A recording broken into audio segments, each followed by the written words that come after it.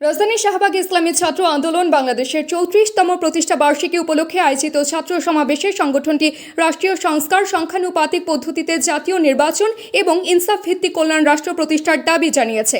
শুক্রবার বিকেল 3টায় জাতীয় প্রেস ক্লাব থেকে শুরু হওয়া বিক্ষোভ মিছিল শাহবাগে গিয়ে সমাবেশে পরিণত হয়। সমাবেশে প্রধান অতিথি হিসেবে বক্তব্য দেন ইসলামী আন্দোলন বাংলাদেশের আমির ও চরমোনাই পীর মুফতি সৈয়দ মোহাম্মদ রেজাউল করিম।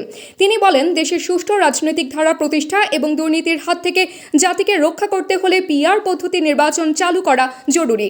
এই দেশকে আমরা সুন্দরভাবে সাজাবো, এই দেশটা আমার স্মরণীয় দেশ হবে, আর আমাদের দেশের টাকা পাচার হবে না, আর আমাদের মায়ের কোনো সন্তান হারা হবে না, আর এই দেশে আইনাগার তৈরি হবে না, লক্ষ লক্ষ পরিবার মিথ্যা কেসের মাধ্যমে আর সংসার ধ্বংস হবে না।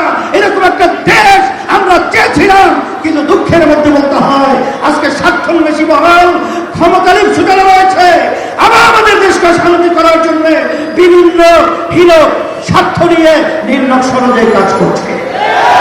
এই পরিবর্তন আমাদেরকে করতে হবে। তারা পিয়ার বুঝে না, খায় না, মাথায় দেয়। আমি পরিষ্কার বলছি, 91টা দেশের মধ্যে পিয়ার রয়েছে।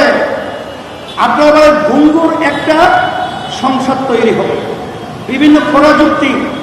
তাহলে যে দেশের ভিতরে পিয়ার পদ্ধতি নির্বাচন চলছে, কোন দেশে কি এই যুক্তির মাধ্যমে পিয়ার তারা কি বাদ দিয়েছে? কি বাদ দিল? তা বাদ তো দিলই না, বরঞ্চ আরো নতুন নতুন দেশ পিয়ার পদ্ধতি নির্বাচনের মাধ্যমে দেশকে সুন্দর একটা দেশ করার প্রক্রিয়া তারা আগাচ্ছে। এখানে পরিষ্কারভাবে আমরা বলছি, অন্তর্বর্তীকালীন সরকারকে আপনার কমিটমেন্ট ছিল সংস্কার করবেন, খুনিদের বিচার দৃশ্যমান করবেন, তারপরে আপনার জাতীয় নির্বাচনের ব্যবস্থা করবেন।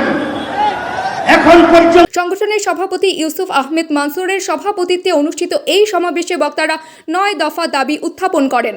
এর মধ্যে রয়েছে নির্বাচনকালীন নির্দলীয় সরকার গঠন, ইভিএম বাতিল, রাজনৈতিক সহিংসতা বন্ধ এবং ইসলামী মূল্যবোধ সংরক্ষণ। ঢাকা ও আশেপাশের জেলা থেকে আগত হাজারো ছাত্রনেতা ও কর্মী শান্তিপূর্ণভাবে কর্মসূচিতে অংশগ্রহণ করেন।